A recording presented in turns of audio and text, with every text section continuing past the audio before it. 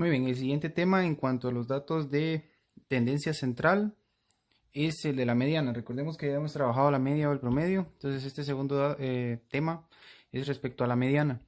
¿A qué nos referimos cuando hablamos de mediana? Pues es simplemente el dato central o el dato que nos va a aparecer en medio cuando un conjunto de datos ya está ordenado.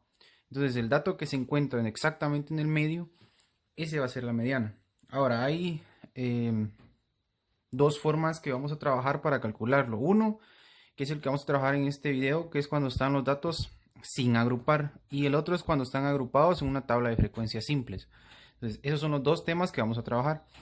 En este primer video lo que vamos a ver es cómo calcularlo cuando los datos están sin agrupar, o sea, cuando están no agrupados, eh, que por lo regular es cuando se encuentran pocos datos de un estudio.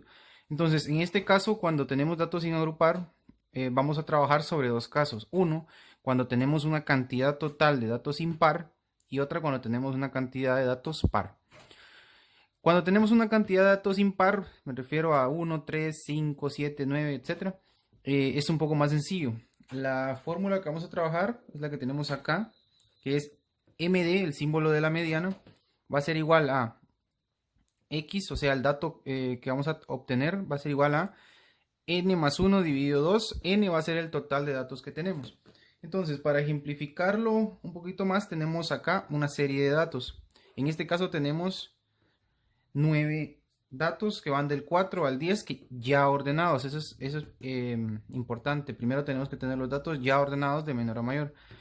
Lo que vamos a ubicar en la mediana es el dato que se encuentra exactamente en el medio de todos los datos. Entonces la fórmula que vamos a utilizar, la escribí acá abajo, la vamos a operar. Entonces, para calcular la mediana, lo que voy a hacer es, esta X va a ser el dato que yo voy a ubicar para saber cuál es la mediana. Entonces lo voy a hacer con n más 1, n, número total de datos que tengo. Tengo 9 datos, más 1 dividido 2. Entonces, 9 más 1, 10 dividido 2. Y 10 dividido 2 va a ser igual a 5. Este 5 no es mi resultado. Esta fórmula lo que me va a permitir es identificar el lugar en donde voy a encontrar la mediana dentro de los datos ya ordenados. Entonces, en este caso me quedó 5. Me está diciendo que la mediana va a ser el quinto dato. ¿Qué quiere decir esto? Que voy a contar donde los tengo ya ordenados. 1, 2, 3, 4, 5.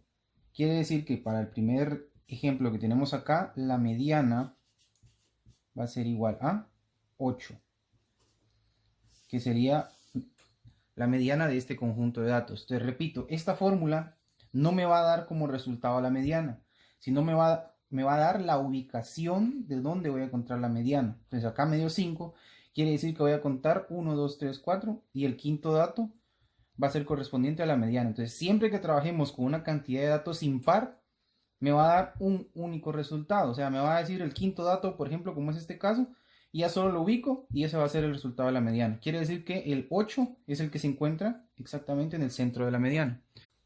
Ahora, cuando tenemos una cantidad de datos par, el resultado o los datos que me va a arrojar mi fórmula no va a ser 1, sino que van a ser 2. Entonces, ¿qué es lo que vamos a hacer en estos casos? Sencillo. Vamos a utilizar la misma fórmula para ubicar la mediana de un conjunto, en este caso de 10 datos, un número par. Entonces lo que vamos a hacer es, utilizamos la fórmula, x mediana va a ser igual a x, n, número total de datos que tengo, que es 10 más 1 dividido 2. Entonces x va a ser igual a 10 más 1 son 11 dividido 2. Eso me va a dar 5.5. Entonces, acá me dio un dato decimal. ¿Qué dato voy a tomar entonces? Cada vez que tenga una cantidad de datos par, el dato que me va a resultar acá es un decimal, 0.5.